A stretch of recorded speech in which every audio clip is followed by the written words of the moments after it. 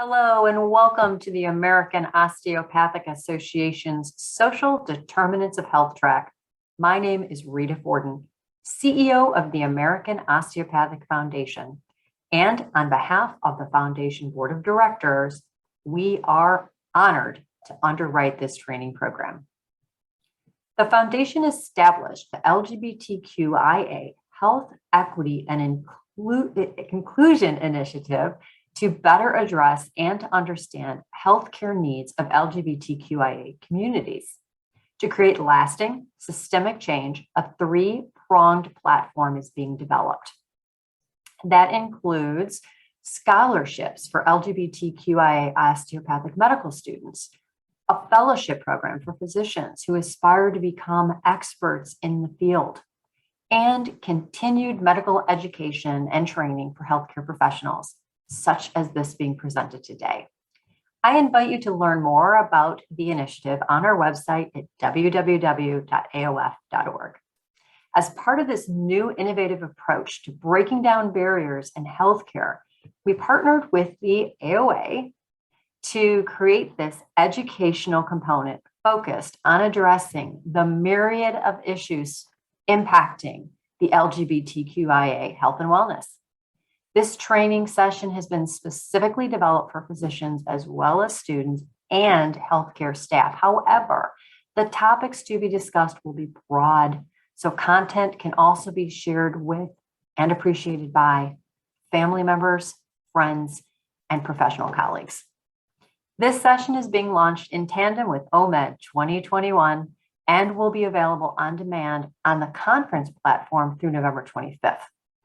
After that time, the session will still be posted on AOA online learning platforms.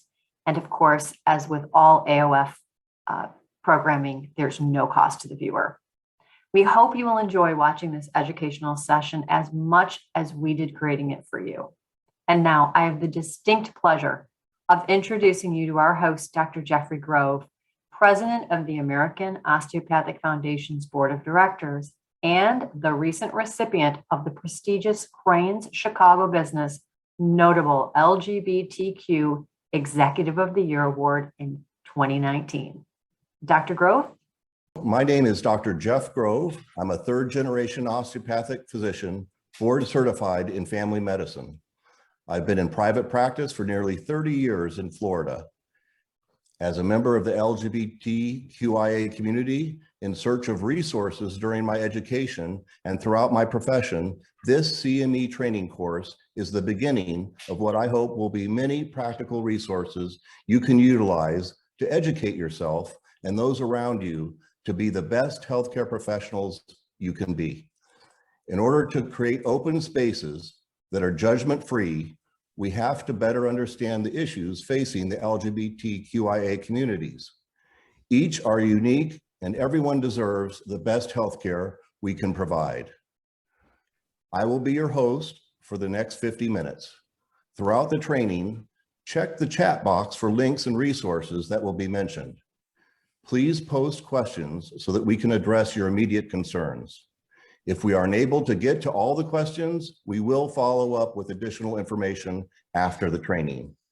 If you prefer to post your question offline, you can either chat with me directly or send to my email that has been added to the chat. At the end of the session, you should be able to, number one, describe the complex healthcare needs of the LGBTQ+ communities.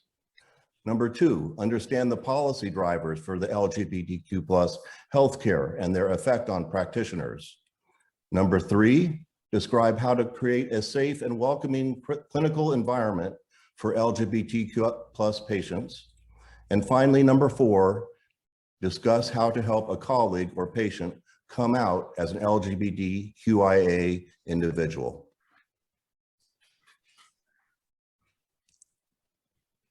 To achieve this, I'm honored to introduce our three distinguished panelists who will help guide us on our journey of discovery. Our first panelist is Nora Kiroy, a second-year medical student from the New York Institute of Technology's College of Osteopathic Medicine at Arkansas State. Nora graduated from Case Western Reserve with honors in sociology. They were a keynote speaker in the Care for Transgender and Non-Binary Persons panel at the inaugural FemHealth Virtual Summit in August of 2020. Since entering medical school, they have collaborated with administration to create a more inclusive LGBTQIA curriculum. Soon thereafter, Nora was awarded NYITCom's Positive Strides Distinction in November of 2020 for helping to spread awareness of the importance of diversity and inclusion in medicine. They completed the AMSA Transgender Health Scholar Program in March 2021, which focused on intersectional transgender care. Current research and advocacy efforts are focused on transforming healthcare to be inclusive for sexual and gender minorities. Welcome, Nora. Our second panelist is Paula Nira, JD, MSN, RN, CEN. Paula graduated with distinction from the United States Naval Academy in 1985. She served as a naval officer, including mine warfare combat during Operation Desert Storm. After leaving the Navy in 1991, she began her career as a registered nurse. Paula is certified in emergency nursing and focused her career on adult emergency care and trauma resuscitation. Paula also served as the nurse educator in emergency medicine at the Johns Hopkins Hospital as a co-chair of the Johns Hopkins Transgender Medicine Executive Task Force. In 2016, she became the first clinical program director of the Johns Hopkins Center for Transgender Health. An attorney and member of the Maryland Bar, Paula was a leader in the repeal of the Don't Ask, Don't Tell policy, which helped change regulations to allow for open transgender military service. In 2015, she made naval history as the first transgender Navy veteran to have her discharge documentation updated to reflect her correct name by order of the Navy. She also serves on the GLMA Board of Directors, an organization we are proud to partner with. Welcome, Paula. Our third panelist is Dr. Ron Holt. He is a board-certified psychiatrist with an MA in sexuality, a graduate student, author, and national speaker. For over 2 decades, Dr. Holt has been a relentless advocate and educator on lesbian, gay, bisexual, and transgender issues and civil rights. In 2008, Dr. Holt expanded his presentation nationally to include LGBTQ+ healthcare, the consequences of bullying, and suicide risk reduction. He has presented to hundreds of audiences on how to provide culturally competent care to the LGBTQIA communities. Along with his husband, he published a self-help book for LGBTQIA communities. Dr. Holt has received numerous awards for his community service and commitment to diversity. In 2019, he was elected a Distinguished Fellow of the American Psychiatric Association. In addition to serving as an adjunct assistant professor at KCU, Dr. Holt practices as a student health physician at San Francisco State University. Welcome, Ron. To begin, I'd like to have each panelist speak on their personal experience and expertise for LGBTQ+ equity and inclusion in healthcare. Nora, would you begin? Thank you, Dr. Grove. Hi, my name is Nora Kiroy. My pronouns are they, them. I'm a second-year osteopathic medical student. Thank you so much for having me here. It really is an honor to be on this panel and to talk about such an important topic. So I wanted to start off by talking a little bit more about my journey to how I came to be where I am now. It's a little bit interesting for me because when I was in undergraduate, as I was starting to learn more about LGBTQ+ health disparities and medical education, I was also starting to explore my own personal gender identity and sexuality more and really start the process of coming out just to myself. And so as I was starting to look into LGBTQ curriculum, starting some more research about LGBTQ education in medical schools, I started to reflect back on my own personal healthcare experiences and how that really has impacted my coming out process. And so what was really hard for me was that, you know, a physician's office is supposed to be a safe space where you can be vulnerable and talk about things that you might not even tell your close friends and family. And so even before I came out to anyone else in my life as a queer and non-binary person, there were times where I really wanted to share aspects of my identity to my physicians and people that I was supposed to trust. But I never really had the chance because of assumptions that were made about me. And so, you know, I was never asked the right questions. And then that coupled with how I saw firsthand how so many trans and non-binary patients are often treated by the healthcare system, it made me feel unsafe to come out. And I had a fear that I would potentially impact how my doctor might see me or how they might take care of me. You know, and so looking back, if my physician had asked me, you know, simple questions, asking my pronouns, gender identity, I truly believe that it wouldn't have taken me 23 years to come out. So now here I am, out queer, non-binary medical student who cares very deeply about LGBTQ plus issues. And the great part about this panel and LGBTQ plus education is that while of course there are systemic issues that must be addressed and needs to be addressed for long-term equity to be achieved, there's so much that we can do that really can make an immediate impact and can literally change and in some cases save people's lives. And so I think that's really where medical education comes in and the power of medical education, because these are changes that can be made today in the office and that can really impact people's lives. And so I really wanted to thank you again for having me here. I'm really happy to contribute to this conversation and I'm really looking forward to a great discussion. Thank you, Nora. Dr. Holt, would you like to go next? Sure, I'd be happy to. It's an honor to be with us here. You know, when I was young and struggling with my sexuality, I really didn't have any role models in medical school. And so that was really a great distress for me. And so that was actually the major catalyst for me starting the lecture circuit over 2 decades ago on LGBTQ advocacy and the consequences of bullying and suicide risk reduction. I have a special interest in the intersection of sexuality, gender identity, and rural geography. And my current master's degree program, I'm doing my thesis, which is entitled The Impact of Rural Geography on Sexual Identity. And so there's some stats here that I just kind of want to go over to kind of start for some questions for me later. There was a survey that came out in 2015 of the U.S. Trans Survey showing how trans people are marginalized and disenfranchised within the medical community. And the stats were pretty sobering. They found that over 1/3 had a negative experience in the healthcare setting. Almost one in 4 did not seek healthcare treatment due to the fear of mistreatment. And 1/3 did not see a healthcare provider because they could not afford it. And there was a study that came out in 2021 from the Trevor Project that was the biggest LGBTQ survey among youth age 13 to 24. And those stats were pretty significant as well. They found that participants reportedly had over 40% seriously had thoughts of attempting suicide, with over half of those being trans or non-binary people. Almost 50% went to the mental health treatment but were not able to receive it, and 70% of mental health people or people with mental health issues said that their mental health was poor during the time of COVID. And so we can see that trans and LGBT people are at higher risk for health disparities, but many cannot obtain their desired services or are in fear of being rejected in the healthcare setting.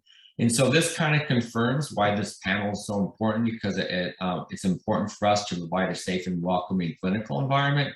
Also, the importance of knowing how to introduce sensitive topics and how to set the stage for a patient, colleague, or a child to come out to us to allow us to give them optimal support or care.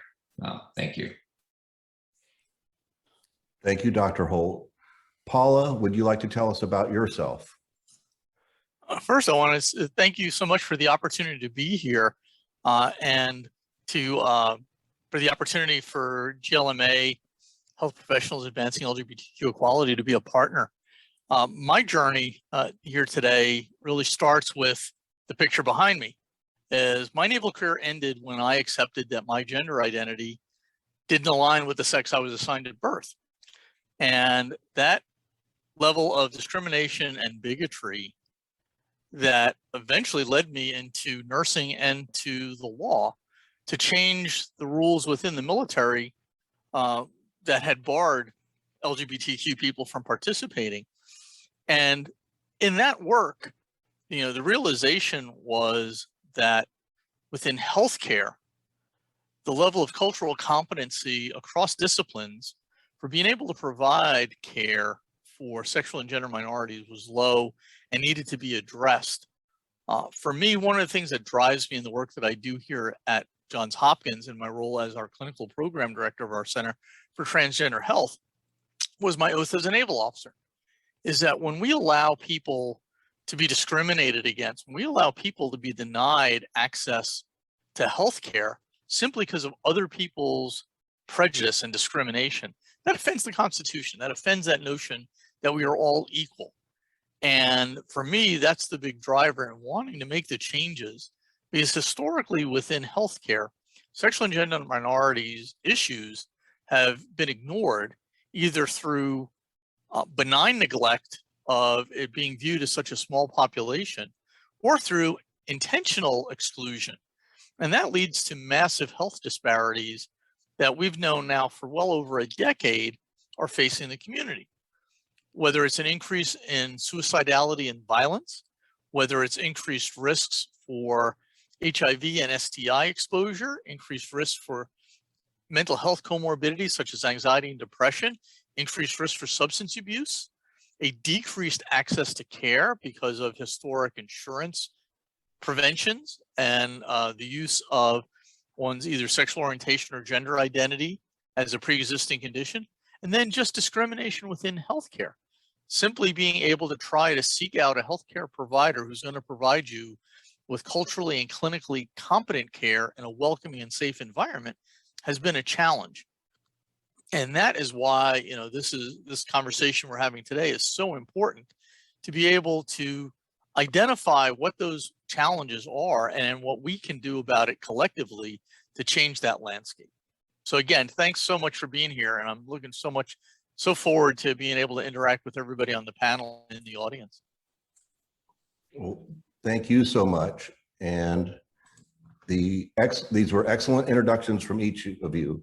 So thank you. I'd like to open things up for questions. Please use the chat box. We'll get to as many as possible during the session. While folks are doing that, I'll get us started. Nora, following up on something you said earlier, how can we make students, patients, and healthcare workers more comfortable discussing topics regarding LGBTQIA health? Sure. So in my experience, I think a lot of people feel uncomfortable talking about gender identity or sexual orientation with LGBTQ plus folk because they're worried that they might offend someone or that they'll use the wrong language and upset them. And so I'll just talk a little bit about my personal experience as a non-binary person. If I'm going to the doctor's office and someone's asking me my pronouns and the correct way that I would like to be addressed, or leaves a blank for me to fill in my gender identity or sexual orientation without assuming, I automatically will feel safe. And I'll feel like I can focus on the actual reason that I'm at the doctor's office instead of having to worry about the dysphoria that might come with being misgendered or anything else related to that. And so I don't think this is an uncommon experience. I think many transgender and non-binary people are already misgendered, including myself, most days by strangers. You don't notice the gendered language that you're using in everyday life. Even terms such as sir, ma'am, miss, which are meant to be respectful, can often misgender people. And it can be really draining because you see yourself in a way that other people are not seeing you. And so sometimes you as a provider might be the only person that has ever asked a patient these questions, or be the only stranger that has ever not made these assumptions about you. And so I think that's really powerful, and I don't think that's something to take lightly. But knowing that hopefully makes you feel more comfortable. And then the second thing that I think might help is just practice. A lot of the queer coming out experience comes with a lot of internal invalidation, and this is often amplified by assumptions that other people make, especially people who you're supposed to trust, like physicians. So some things you can do in everyday life is just, avoid gender language whenever you can, practice using gender neutral pronouns. And I think we'll probably be touching more on this later, but basically the more that you practice these things, the more confident you'll feel and the more trust your patient will be able to put in you. Thank you, Nora. Dr. Holt, what are some common misconceptions about the LGBTQIA health? There we go. That's a great question. And, I think there's a lot of misconceptions because I think that people think that for the LGBTQ community, issues that they have may be parallel or the same as in the heterosexual or cisgender community. And we know that's not true. There have been lots of studies that have shown that LGBTQ people are at higher risk for mental health issues. They're at higher risk for some abuse issues, and they're also at higher risk for some physical ailments as well. And it's not because it's innate or somehow we're born that way, but it's because of society's discrimination, it's society's stigma, and society's rejection that makes us feel inferior or gives us those mental and physical health disparities. So Paula, what do you think is the most immediate threat to the LGBTQIA healthcare? Following up on something that Dr. Holt had just mentioned, there's nothing inherent about one's sexual orientation or gender identity that causes those increased risks for healthcare disparities, or that contributes to those healthcare disparities. They result from the stigma, the discrimination, the bigotry that has been inherent in our society. And the greatest threat, in my opinion, to LGBTQ healthcare today is the toxic combination of religiosity and politics. And I intentionally say religiosity versus religion. There is nothing inherent in any of the world's religions that justifies depriving anyone of access to medically necessary care, or to allow discrimination on the basis of who someone loves or how someone identifies. But here, particularly here in the United States, there is this toxic combination for partisan political reasons to appeal to a religiosity that is grounded in seeing the other. And how this plays out in healthcare is, but indirectly in policy formation, is in your housing policy and your employment policy. It's only within the last year that it's been illegal to fire someone because of their sexual orientation or their gender identity. There are still states, including Ohio most recently, and Mississippi, that allow healthcare providers to deny care to patients based on the provider's religious or moral beliefs. And often that is to the direct harm of LGBTQ plus patients. And it's not just denying people access to gender affirming care or for family planning care. It's for any care. If you object to the patient because of their sexual orientation and gender identity, the law carves out your ability to discriminate. And that is the biggest threat in trying to reduce that stigma, reduce the barriers to care, increase access to care, and understand that this is intersectional. We're talking about sexual and gender minorities, but you're seeing this play out in women's reproductive health and in policies that impact those social determinants of health that just increase barriers to care and exacerbate the health disparities for many marginalized communities. A direct threat is to the health of transgender youth specifically, and you see in many, many states attempts to criminalize or otherwise penalize the provision of medically necessary care to transgender youth, and also to bar transgender youth from participating in athletics, when we know that the ability to participate in athletics, besides the direct physical health benefits, the social benefits of belonging and not being seen as the other and reduction of stigmatization is an ongoing problem in many states. Just in follow-up then, how can we as individuals or our affiliated organizations best impact legislative policies at the state and federal levels then, Paula? Well, individually and organizationally, the immediate glib answer is individually vote, be informed citizens, and be involved in the process so that our elected legislators at the local, state, federal level are those that are going to implement policies that promote health rather than intentionally create barriers. As far as organizational influence goes, is to be able to bring evidence and best medical practices and science to some of these conversations, and to bring the weight of authority and ensure that the policies that are implemented are grounded in realities, as opposed to just appealing to the base emotion and prejudices of a small segment of the population. Thank you. So Dr. Holt, you mentioned creating safe spaces. What are some best practices for providers to create safe and welcome environments for LGBTQIA patients? That's a great question, and thank you very much for bringing that up, Dr. Grove. So there are many ways that we can actually create a safe and welcoming environment, and let's just kind of start at the beginning. So including an inclusive waiting room, right? Like perhaps having like a unisex restroom, having a non-discrimination statement that's being hung in the waiting room for people to see, having inclusive information or posters showing LGBTQ couples in the waiting room. When patients come in and they look at the waiting room, that's the first thing that they scan for. Is this a safe area? Is this a safe zone in which for me to talk about my sexuality or my gender identity? And that starts by us putting those things that we just talked about available for people to see.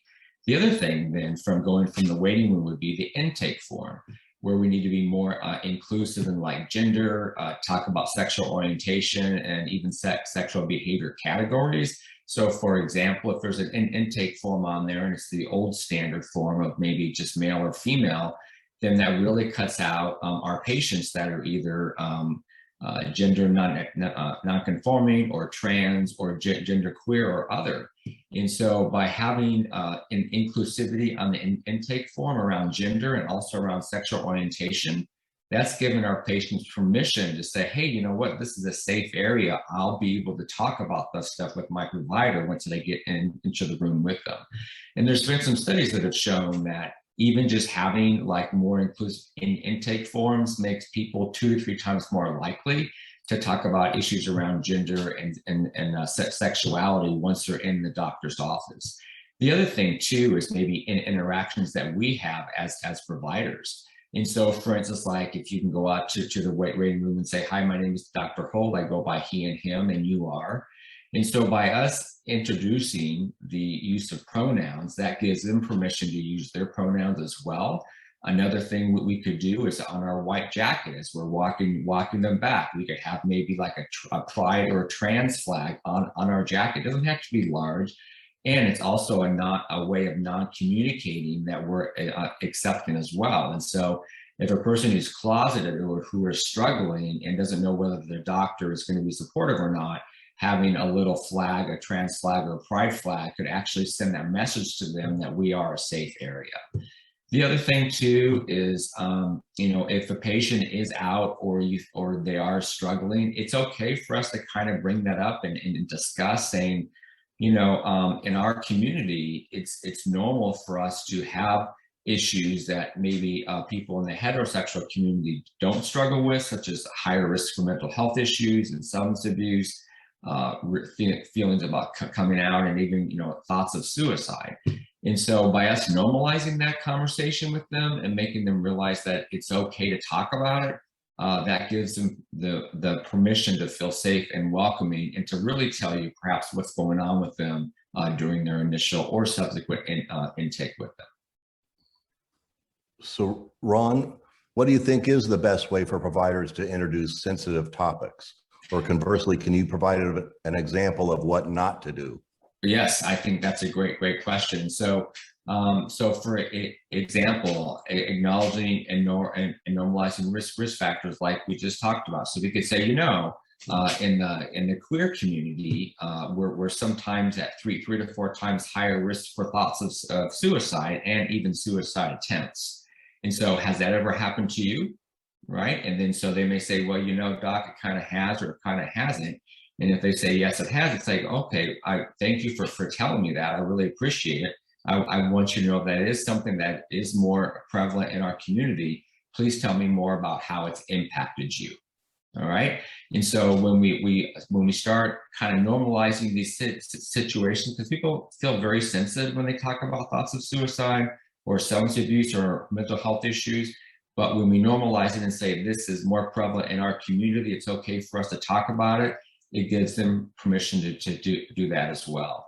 Another example is, say, a need to examine anatomy that is present regardless of sexual gender identity. And so you may have a trans person that may come in and not identify with the anatomy that they were born with. But we as clinicians have to let them know that, yes, we totally validate your gender identity and as you present today, but we also have to help you make sure that the anatomy that you were born with is also treated and evaluated as well.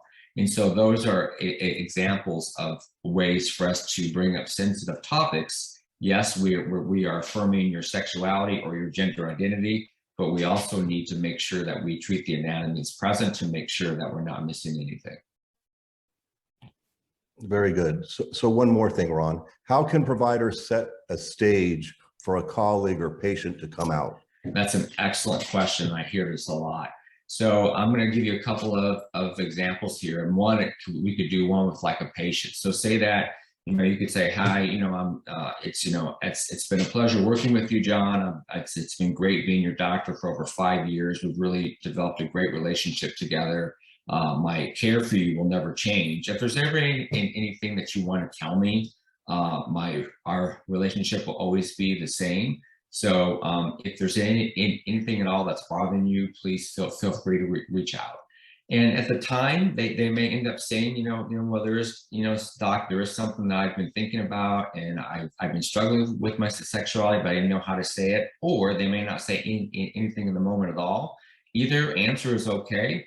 The important thing is that after you make that comment to them, when they're ready to come out, you're going to be one of the first persons that they come out to. And what an amazing thing that is.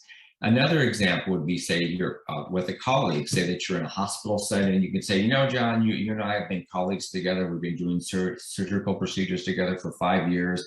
I feel like I've really gotten to know you really well. We're good friends. I enjoy, hanging out with you, watching football games during the weekend. Our relationship's never going to change. But if there's ever anything that you ever are struggling with that you want to tell me about, please know that I'll always be there for you, and then drop it. Okay. So the important thing there is that we're setting the stage for them to come out to us. In the moment, they may come out to you, or they may not. But when they are ready to come out to you, trust me, you're going to be one of the first person that do. The take-home message from this also is we never want to prematurely out somebody, whether it's our own child, whether it's a colleague, or whether it's a patient. We can just use the examples that I just gave you and then drop it.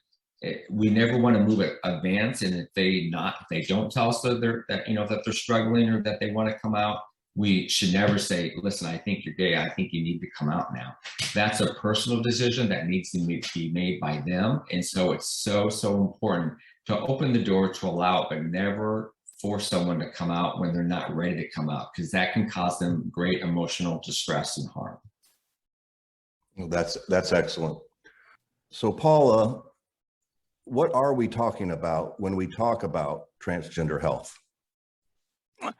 Thanks, Dr. Grove. When we're talking about transgender health, and we're whether talking about youth or adolescents or adults, when we use the term gender affirming care, that doesn't mean trans good, cis bad, using terms of transgender and cisgender.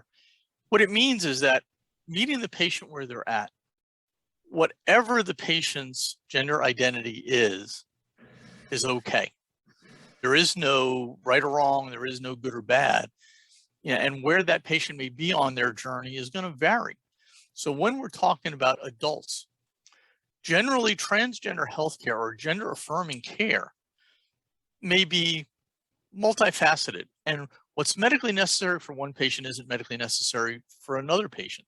So it's a highly individualized path that for many people may include hormone therapy, usually the use of estrogen or testosterone. It may include mental health support, not to try to come up with a diagnosis about being transgender, because being transgender is not a mental illness, but to help someone on that journey and to deal with a society that historically has sent very negative messages about someone's sexual orientation or gender identity if it wasn't heterosexual and cisgender. It may involve surgery, and there is no such thing as the surgery. And don't ever use the phrase sex change. That's highly offensive and it's not scientifically accurate. We're talking about potentially facial procedures, what we call top surgery, which is either chest masculinization or bilateral mastectomy or breast augmentation, or we're talking about some type of bottom surgery, whether that's an orchiectomy or a hysterectomy, or it could potentially be a vaginoplasty, a metoidioplasty, or a phalloplasty. And includes fertility preservation and maybe dermatology for hair removal, maybe urology, social work, nursing, occupational therapy, physical therapy, all of the disciplines to help someone live a wholly healthy life. Now, when we're talking about kids, nobody is giving hormones or surgery to a 6-year-old. Those very young children can socially transition, and we really want to make sure that they're safe and that they're supported, because we know that just providing that support, just using the chosen name and pronoun, just letting a kid use the bathroom that aligns with their gender identity dramatically reduces suicidality. As a child reaches puberty, around Towner stage 2 to be a little bit more specific, that's when you may introduce a puberty blocker. And a puberty blocker just delays the onset of puberty. But you can't delay puberty indefinitely. So at some point in time, then you need to introduce a hormone, whether it's testosterone or estrogen. An adolescent, as they get older, around the age of majority is when you're going to be talking about doing surgery. And again, with a whole range of different types of surgical procedures. You go from completely reversible interventions to the irreversible interventions as the child ages and matures. And I think that's an understanding that every provider should have about what it is that we're talking about when we're talking about transgender healthcare. Nora, was there something that you wanted to add? Sure. So just to briefly touch on the spectrum of transition for transgender people, I think people are still thinking in binary. So they, you have cisgender men and women, and then people think of transgender men and women. But within those categories, people are still thinking in binary. So I think we have to think about the different ways that people transition. So Paula talks about you can socially transition, so name, pronouns, gender appearance to other people, and then you can also medically transition, so some of the options that Paula was talking about, and then you can also legally transition, which is like documents on your driver's license, your name changes and such. And so some people may choose all of those transitions, some people may choose one or two, and I think this is particularly confusing to some people, for non-binary people, because a lot of non-binary people don't fit into what people's idea of the binary is. So they might get confused if they want, testosterone or estrogen, it might go against their expectations. So I would just say, in my experience, I really appreciate when doctors aren't assuming that I might want this hormone or this surgery or be referred to this certain way. So the best way is really just to ask, to see what options they're looking for, and be there to offer whatever resources that they might need. So Ron, you wanted to add something also? Yes, I did. And, Paula and Nora did an outstanding job of kind of describing trans healthcare and the obstacles that trans people can see. And I know there's probably a lot of physicians that are probably watching this right now. They're saying, gosh, I didn't have training in trans healthcare when I was a medical student. In fact, I think most studies show that maybe curriculum in medical schools, even today, is maybe 2 to 4 hours on LGBTQ health. And so you may have a trans person that comes into your office and they may say, I'd like to transition, I'd like to get on hormones, or I'd like to talk about resources. And you may not feel comfortable, not because you want to discriminate per se, but maybe because you don't have the knowledge and skills. And you know what? That's okay. The important thing for us to do is, because historically trans people have been marginalized and disenfranchised within organized medicine. And so what we need to say, and it's okay for it to say, it's like, I totally affirm your gender. Thank you very much for telling me, but I don't have the knowledge, skills, and abilities that will give you the kind of care that you need. But by the end of the day, I will look up some resources for you, and I will have my nurse or myself call you and tell you what providers are in this area that would be able to give you the care that you need. So the bottom line is to affirm people's gender identity, to embrace them as who they are. But it's also okay that if we don't know how to treat them because of our lack of training, that it's okay to refer them to someone who will. Because if we don't and we kind of fake it, they're going to pick up on that, and they're not going to come back again. Very good. One thing that I would add to what Dr. Holt just said is, it's okay to be uncomfortable, because this is a learning process. What's not okay is when your discomfort lessens the quality of the care that we're giving. And, the other thing that I would also add is that then it also becomes incumbent on us to learn, to get the training, because certainly transgender care is within the scope of a primary care provider. And, that's the encouragement to go get that training so that we can do a better job of taking care of all the patients. Nora, as a student, what resources have you found to be helpful to you on your journey? Sure. So I can start with where you can find LGBTQ plus competent providers. So I use this personally to get connected with the community, but also as a non-binary patient. So I know that GLMA has a provider directory that people can apply and put their names up there. And so I think that is self-reported. And I think there's some, and then maybe Paula, you know more about this, but I think that there's some checking on the provider's qualifications, but it's not necessarily like monitored completely. And then HRC Human Rights Campaign has a healthcare equality index where clinics can actually apply to put their clinics up and rated on their healthcare equality index. And so that's a really good resource if you're trying to see the kind of the strengths and the weaknesses of different clinics. And you can also actually, if you have your own clinic, can apply to put it up there to have it rated by the healthcare equality index. And then me personally, for health education, I really like to use Fenway Institute of Health. Their National LGBTQ Health Education Center has a lot of online free resources, including pamphlets, some free online trainings that you can go and reference. They also have some like posters that you can put up that Dr. Holt was talking about earlier to put in the clinic. And so that is a completely free online resource that's accessible to everyone that I really recommend if you have any type of questions about LGBTQ. So now I'm going to ask each of our panelists if they have any final thoughts or key takeaways from our session today. Nora, do you have any thoughts? Thank you, Dr. Grove. This has been a really great discussion, and I'm really honored to have been part of such an amazing panel. I just had a few closing thoughts.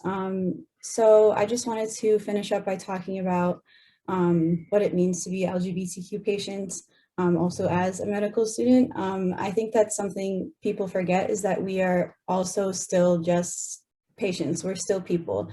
And so a common non-binary and trans experience is that, at least anecdotally from myself and my friends, is that you go to a clinic for a complaint completely unrelated to your gender identity, and then somehow, the physician is trying to connect the dots to relate the chief complaint to gender identity.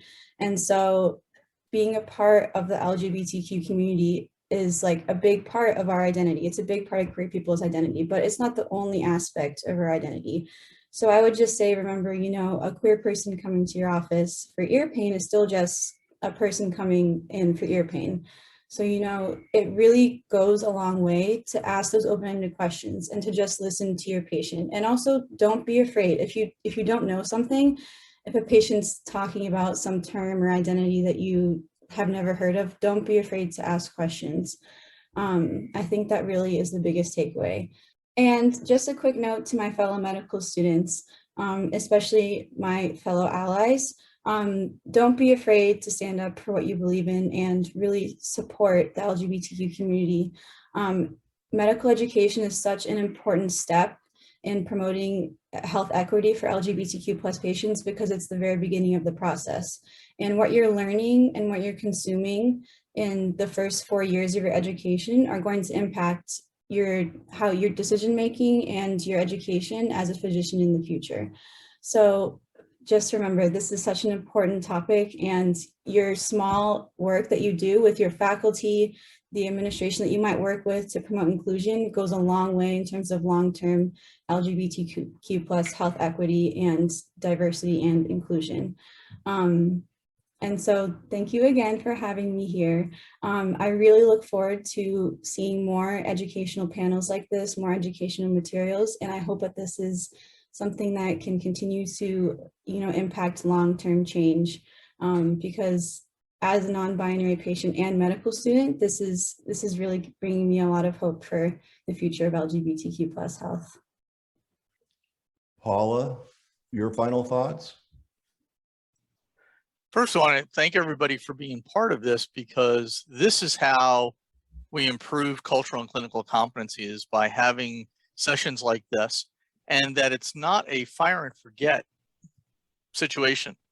This is a continual education process as we get to know more, and as we experience different situations, and that as Nora just said, regardless of what discipline and specialty you're going to practice in, you're going to encounter LGBTQ patients, and you take care of them with the same level of skill and care as you take care of all of your patients. Well, I guess the one thing that I was just going to say is completely off topic, is to explain the background that's behind my head. Is I'm the co-sponsor of the USNS Harvey Milk, which is going to be the first ship named in the history of the Navy after an openly gay individual. And we're going to christen the ship in San Diego on November 6th.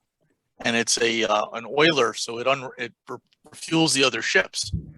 And the ship that's behind my head is the exact same type of destroyer that I drove 30 years ago when I was in the Navy. So as soon as the pandemic has reduced who can actually be there in San Diego for the event. But as soon as I get the live stream link, I'll share it with everybody. That'd be awesome. Ron, do you have any closing comments? Sure. I totally agree with what Nora and Paula just said. In addition to that, patients only feel as comfortable talking about LGBTQ issues as the doctor or the provider does. And so if we are closed up, or we don't have a safe and welcoming environment, if we don't have our waiting room friendly, our intake forms friendly, if we're not showing that we're friendly, they're going to feel very uncomfortable, and they're not going to come back. And so our ability to provide them the best possible care starts with us. And we have to do that by the things that I had just mentioned. If we don't, they're not going to come back. And they have had a history of being marginalized and disenfranchised through organized medicine for decades to come. And it's time for us to change that. And as Paula said earlier, we have an obligation to learn things that we don't know. If there's things that we don't know, yes, we can refer them to someone who maybe specializes in trans care or gay and lesbian care.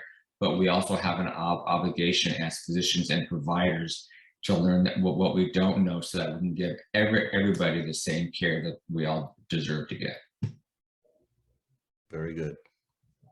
I just want to say on behalf of all of us how much we appreciate you and everything that you've done and this initiative that you made this possible today. So thank you for that.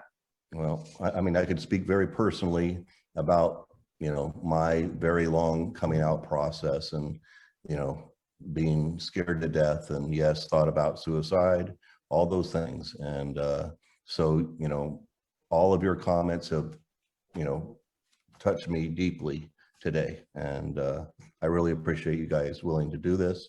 And thank you. I know we could easily continue this vital conversation for another hour or two, but unfortunately we are out of time. As I mentioned earlier, if there are questions that we didn't have time for, we'll provide responses in a follow-up communication. I would like to thank Nora, Paula, and Ron for lending their experience and expertise to today's session. I applaud your commitment to empowering, encouraging, and inspiring those within the healthcare communities to do better, to understand and care for the LGBTQIA+ patients and families. Thank you everyone for joining this session. Thank you all for spending the past 50 minutes learning how you can better support and serve the healthcare needs of your LGBTQIA patients, and how you can make immediate changes in even your intake procedures, from updating your forms or to personally asking gender identity questions. As we've heard time and time again, the warmth, the compassion, and the understanding extended to patients during intake and examination is critical to establishing trust early on. The Foundation is profoundly grateful to Dr. Jeffrey Grove for leading our efforts down this transformational path, and to the founding members of the LGBTQIA Fund who helped make our dream a reality. We hope you enjoyed the training and that you will take a moment to provide feedback when we send a follow-up survey so that we can continue to learn and grow. We'd love to hear what you enjoyed the most about this training. What were the top 3 takeaways you gained or the aha moments? What resources would be most beneficial to you moving forward? And of course, your thoughts and your ideas for upcoming trainings. There will of course be space on the survey to write in comments or to nominate a speaker for an upcoming session. Thank you again for joining us. We look forward to seeing you at our next LGBTQIA training session or event.